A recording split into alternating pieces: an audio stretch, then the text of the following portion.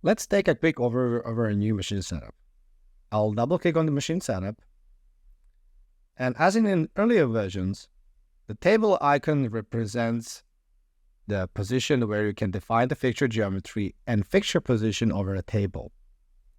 The part icon allows you to define part position relative to the fixture. Over here, I have defined my fixture.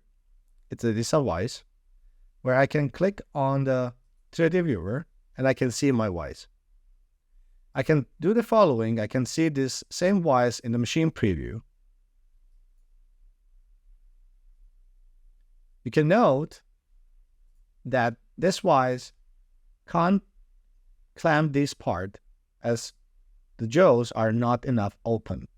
So I can flip these jaws and achieve a wider jaw position to clamp this part.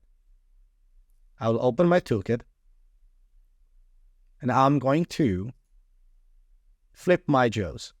You can do it by clicking on the specific component and click on the flip jaw icon. I'll do that for the both. And now this part can be clamped with this fixture. For this, I'm going to click on the part mounting, where I have my workpiece position over my fixture part mounting point displayed over here. You have a checkbox workpiece mounted. In the earlier version, this was called stock in. You can define the name of the workpiece.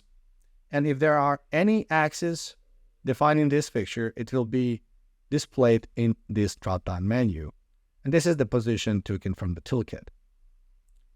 In the Advanced button, you'll have an option of Calculate Orientation and Position, which allows you to do a simple mating your pod over a fixture itself. I'm going to click on bottom face, click over here, and I'll mate. You can repeat the process for other faces too.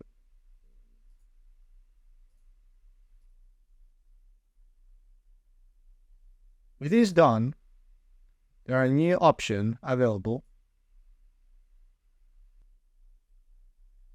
and you can click on Auto Close Stock. It will automatically close your jaw according to the stock.